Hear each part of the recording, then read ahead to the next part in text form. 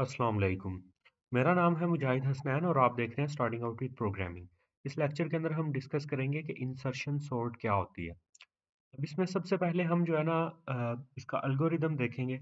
इसके एल्गोरिदम के अंदर हमारे पास दो चीज़ें जो है वो पास होंगी। एक तो इस अरे हमारी और दूसरा साथ में उसका साइज़। अब इसमें हम सबसे पहले एक फॉर का लूप लगाएँगे और उस फॉर के लूप के अंदर हम सेकंड एलिमेंट से शुरू करेंगे। यहाँ आई इज़ इक्वल एल्गोरिथम लिखते हुए ना हम वो जो इंडेक्सेस में हम क्या करते हैं कि अगर हमारे पास से एक अरे है, तो अरे में अगर सपोज़ कर लें 2 वैल्यूज़ हैं, तो उसके इंडेक्सेस क्या आते हैं 0 और 1। लेकिन एल्गोरिथम लिखते हुए हम इंडेक्सेस को 0 से शुरू करने की बजाय अमूमन 1 से शुरू करते हैं। कन्वेंशन है कोई, अगर आप 0 से भी शुरू करना चाहो तो कर सकते हो। तो यहाँ पे i इज़ इक्वल टू 2 का मतलब है 1 इंडेक्स यानी सेकंड एलिमेंट। तो यहाँ पे अगर आप कन्फ्यूजन हो रही हो तो वो थोड़ी-सी दूर हो जाएगी आपको। तो हम फॉर का लूप कहाँ से शुरू करेंगे? सेकंड एलिमेंट से शुरू करके लास्ट एलिमेंट तक जाएँगे हर इटरेशन पे। अब जो भी एलिमेंट हम पिक करेंगे, उस एलिमेंट को हम एक वेरिएबल के अंदर स्टोर करवा लेंगे जिसका नाम होगा की। हमने यहाँ पे सेकंड एलिमेंट को किसमें स्टोर करवा लिया? की के अंदर। देन अब हम क्या करेंगे, इस की असल जो है ना जगह ढूँढेंगे कि ये जो हमारे पास वैल्यू है ना की वाली, जो इसकी असल जगह जो है ना अरे में कहाँ बनती है। अब किस अरे के अंदर हम इसकी असल जगह देखेंगे? सॉर्टेड अरे के अंदर।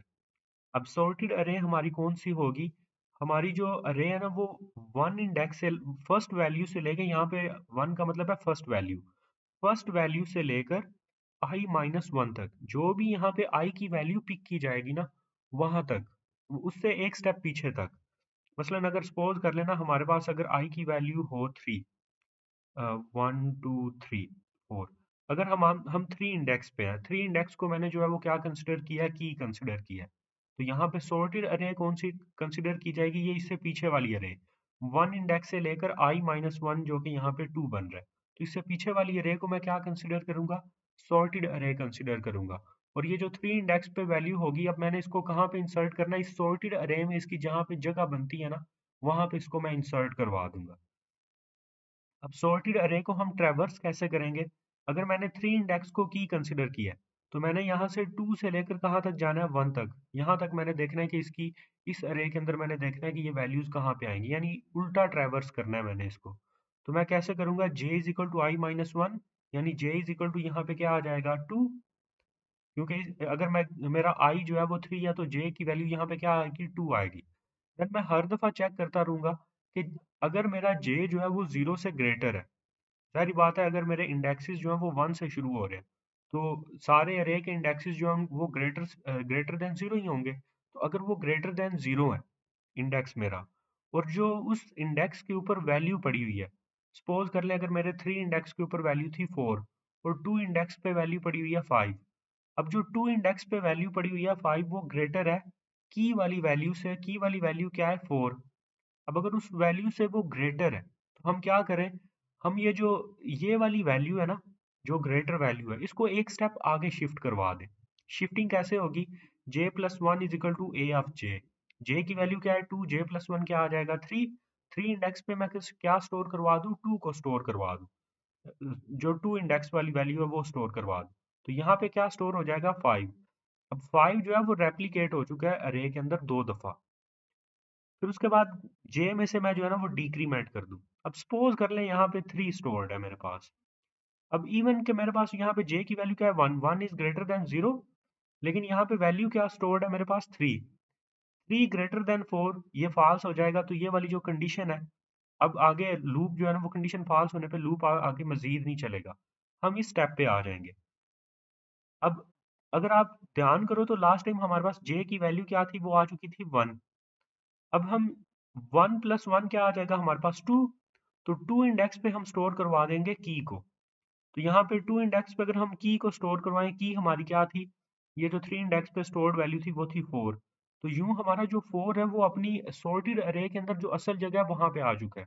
तो हमारे पास अपडेटेड अरे के अंदर 3, 4 एंड 5 जो है ना वो इस तरह से आ जाएंगे, सॉर्ट होके आ जाएंगे। तो बेसिक आइडिया इसका ये है कि हमने सेकंड एलिमेंट से हमने जो है वो शुरू करना है, सेकंड एलिमेंट से। सेकंड एलिमेंट को हम क्या कंसीडर करेंगे? की। और की कंसीडर करके उससे उस पिछले एलिमेंट जितने भी होंगे, इससे पीछे सेकंड से पीछे सिर्फ एक फर्स्ट एलिमेंट ही होगा। तो उस केस में सिर्फ इसके साथ कंपैरिजन होगा। जब हम थर्ड वैल्यू को जो है ना वो कंसीडर करेंगे ना की, जब हम थर्ड वैल्यू को कंसीडर की करेंगे तो इससे पीछे कितनी वैल्यू होगी, एक तो हमारे पास सेकंड वैल्यू होगी, देन उसके बाद हमारे पास फर्स्ट वैल्यू होगी। तो इसमें पॉसिबल हमारे पास दो प्लेसेस होंगी जिनके साथ कंपैरिजन करते हैं।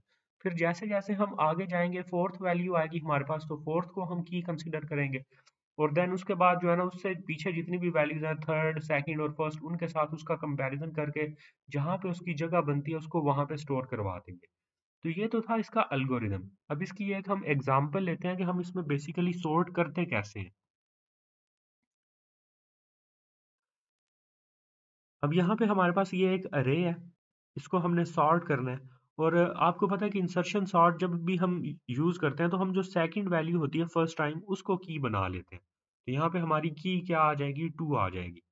अब हम इस की का कंपैरिजन करेंगे इससे पीछे जो हमारे पास वैल्यू है उससे, जो कि है हमारे पास 5। अब जब हम इसका 5 से कंपैरिजन करेंगे तो जाहिर बात है 5 इससे ग्रेटर है। 5 एक स्टेप यहाँ पे इस साइड पे आएगा और ये अपनी जगह पे चला जाएगा, दोनों में एक किस्म आप समझ लो स्वैपिंग होगी। तो हमारे पास जो है ना ये, अब पहले हमारे पास इतना पार्ट सॉर्टेड था, अब हमारे पास जो है ना वो पास वन के बाद क्या हो जाएगा, दो जो हमारे पास एलिमेंट्स है वो सॉर्ट हो जाएंगे।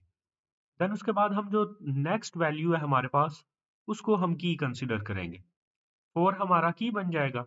और इसको सॉर्टेड अरे के अंदर, जो पास वन के अंदर हमारे पास सॉर्टेड अरे थी ना, उसके अंदर देखेंगे इसकी जगह कहाँ पे बनती है, 2 और 5 के दरमियान में बनती है। तो हम 4 को 2 और 5 के दरमियान में प्लेस करेंगे। अब हमारे पास इतनी अरे जो है वो सॉर्ट हो चुकी है। फिर अब हम क्या करेंगे, नेक्स्ट एलिमेंट को जो है वो एज की कंसीडर करेंगे। 6 हमारे पास की आ जाएगा। और जैसे ही 6 हमारे पास की आएगा ना, हम सॉर्टेड अरे के अंदर, सॉर्टेड अरे के अंदर देखेंगे उसकी जगह क्या बनती है 5 के बाद। तो हम यहाँ पे 5 के बाद जो है वो 6 को प्लेस करवा देंगे। और इतनी अरे अब हमारे पास क्या हो चुकी है, सॉर्ट हो चुकी है।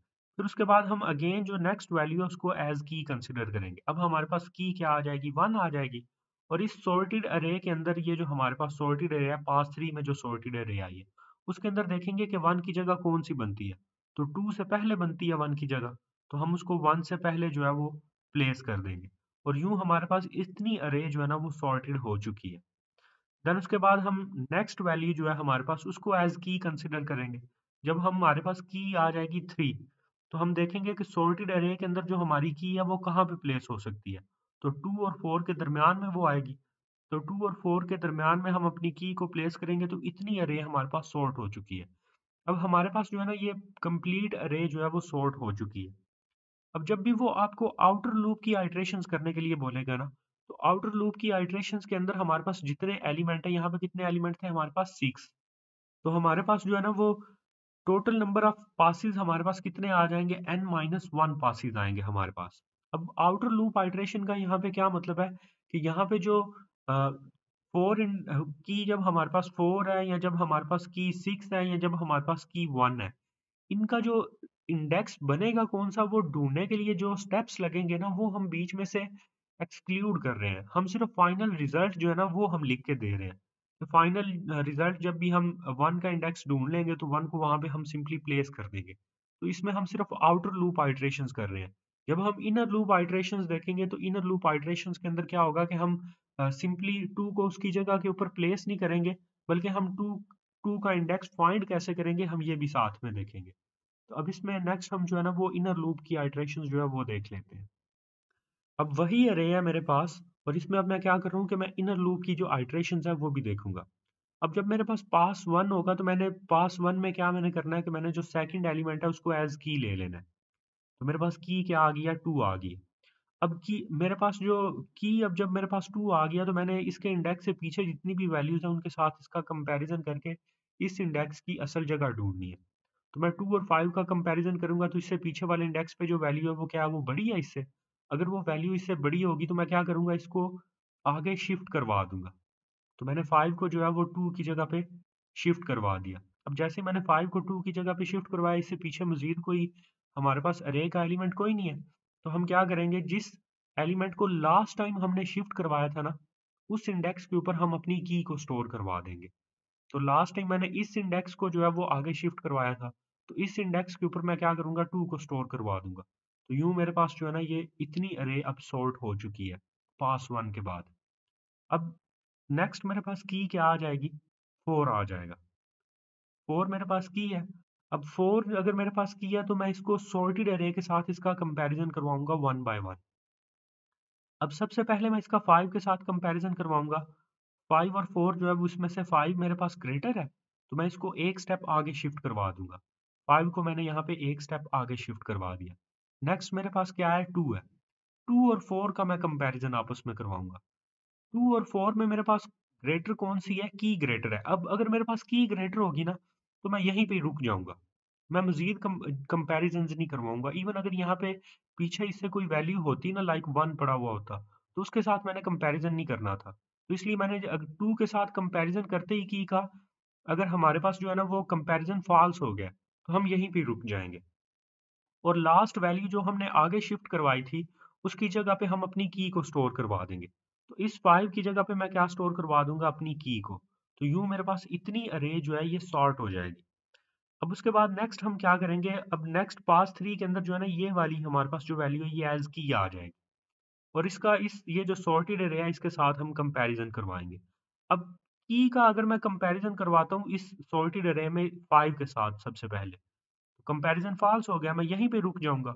और अगर मेरे पास कंपैरिज़न फ़ॉल्स हो गया तो इट मीन्स कि ये जो 6 है, ये अपनी जगह पे ठीक है।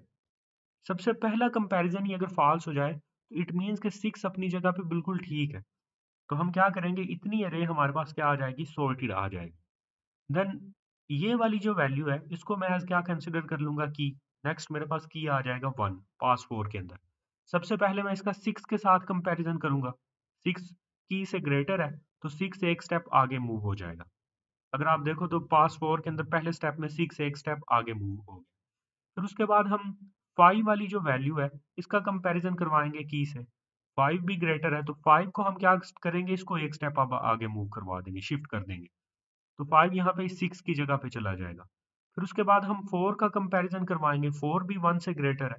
तो 4 भी हमारे पास क्या होगा? एक स्टेप आगे शिफ्ट होके इस 5 की जगह ले लेगा। फिर उसके बाद हम 2 का कंपैरिज़न करवाएँगे, 2 भी 1 से ग्रेटर है। तो 2 भी क्या होगा? वो भी एक स्टेप जो है ना वो आगे मूव करेगा। और 2 जो है अब वो एक स्टेप आगे शिफ्ट हो गया। फिर उसके बाद 2 से पीछे कोई भी वैल्यू नहीं है, तो मज़ीद कोई भी हम कंपैरिज़न नहीं कर सकते। तो जो लास्ट हमने वैल्यू आगे शिफ्ट करवाई होगी, उसकी जगह के ऊपर हम अपनी की को स्टोर करवा देंगे। तो लास्ट वैल्यू हमने जो आगे मूव करवाई है, वो क्या है? वो 2 है। तो 2 की जगह पे जब हम 1 को स्टोर करवाएँगे, तो ये हमारे पास अब इतनी अरे जो है वो सॉर्ट हो जाएगी। नेक्स्ट हमारे पास की आ जाएगा 3। जैसे ही 3 हमारे पास की आएगा, इसका भी हम क्या करेंगे? सॉर्टेड अरे में जो लास्ट एलिमेंट है उसके साथ कंपैरिजन करवाएँगे। 6 ग्रेटर देन 3 है, तो 6 एक स्टेप आगे मूव हो गया हमारे पास। फिर उसके बाद 5 से कंपैरिजन होगा, 5 भी 3 से ग्रेटर है, वो भी एक स्टेप आगे मूव हो गया। फिर उसके बाद 4 से कंपैरिजन करवाएँगे, 4 भी 3 से ग्रेटर है, वो भी एक स्टेप आगे मूव हो गया। अब उसके बाद 2 से कंपैरिजन करेंगे तो 2 से वो ग्रेटर नहीं है। यहाँ पे कंडीशन फ़ॉल्स होगी। तो जो लास्ट एलिमेंट हमने आगे शिफ्ट करवाया था उसकी जगह पे हम अपनी वैल्यू को जो है वो स्टोर करवा देंगे। तो इस 4 की जगह पे जब 3 स्टोर होगा तो हमारे पास कंप्लीटली अरे जो है वो सॉर्ट होके आ चुकी है। तो यूँ हम इंसर्शन सॉर्ट में इनर लूप आइटरेशंस करवाते हैं। अब उसके बाद इसकी कुछ प्रॉपर्टीज़ हैं, वो देख लेते हैं।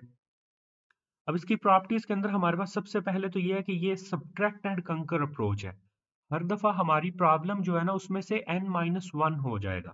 यानी n-1 से मुराद ये है कि अगर हमारी शुरुआत में प्रॉब्लम थी 8, तो फर्स्ट पास के बाद हमारी प्रॉब्लम जो है वो 7 रह जाएगी। हमारे पास जो एक एलिमेंट है वो क्या है? वो सॉर्ट हो चुका है।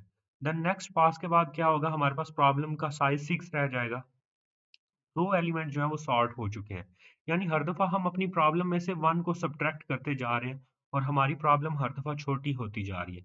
इसी को ही हम इंक्रीमेंटल अप्रोच भी बोलते हैं। दूसरा इसकी प्रॉपर्टी ये है कि ये इन प्लेस या फिर इंटरनल है।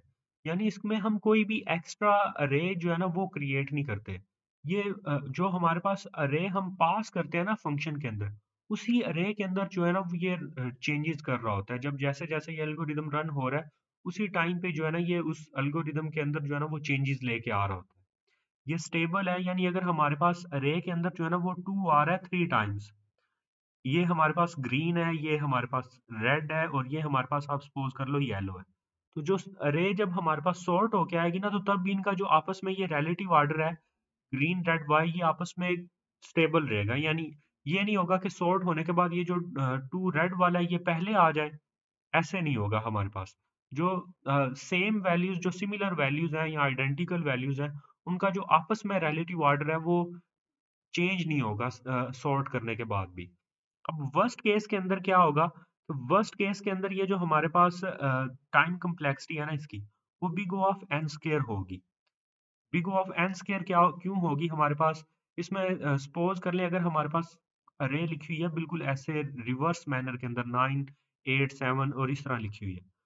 अब इसमें अगर हमने कोई भी वैल्यू जो है ना उसको उसकी जगह पे लेके जाना है तो हमें कितने कंपैरिजन करने पड़ेंगे। जितना इस अरे का साइज है ना उसको अगर हम इसी से ही मल्टीप्लाई करवा दें एन स्क्वायर टाइम इसका जो है ना वो टाइम लगेगा वर्स्ट केस के अंदर। लेकिन अगर हमारे पास अरे जो है वो सॉर्टेड होगी 1 2 3 4 5 इस तरह होगी। अब इसमें क्या होगा? इसमें सबसे पहले हम इसको की कंसीडर करेंगे, पीछे कंपैरिज़न करेंगे, वो कंपैरिज़न फ़ॉल्स हो जाएगा, मज़ीद कंपैरिज़न ही नहीं करेंगे। फिर उसके बाद 3 ये वाली वैल्यू है, उसका भी इसके साथ कंपैरिज़न करेंगे, मज़ीद कोई आगे कंपैरिज़न होगा ही नहीं। तो हर एक वैल्यू जो है वो एक-एक स्टेप के अंदर ही हमारी जो है वो सॉर्ट होती जा रही है।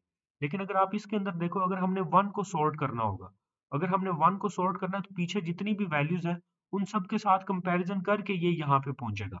सिर्फ़ एक वैल्यू के लिए हमें यहाँ पे कितने कंपैरिज़न करने पड़ेंगे? n कंपैरिज़न करने पड़ेंगे इस डाटा के अंदर। लेकिन इस डाटा के अंदर सिर्फ़ एक ही हर एक वैल्यू के लिए सिर्फ़ एक कंपैरिज़न करके ही हमें पता चल गया कि वो अपनी जगह पे है।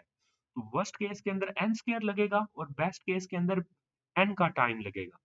और ये जो स्मॉलर प्रॉब्लम्स हैं उनके लिए एफिशिएंट है। अगर हमारी प्रॉब्लम बहुत ज़्यादा बड़े साइज़ की है, तो देन ये हमारे लिए जो है ना ये एफिशिएंट नहीं होगा। इससे नेक्स्ट लेक्चर के अंदर हम मज़ीद सॉर्टिंग एल्गोरिदम को डिस्कस करेंगे। उसके लिए चैनल को सब्सक्राइब कर लें और बेल आइकन को भी हिट कर लें ताकि नेक्स्ट लेक्चर की अपडेट आपको मिल जाए। शुक्रिया।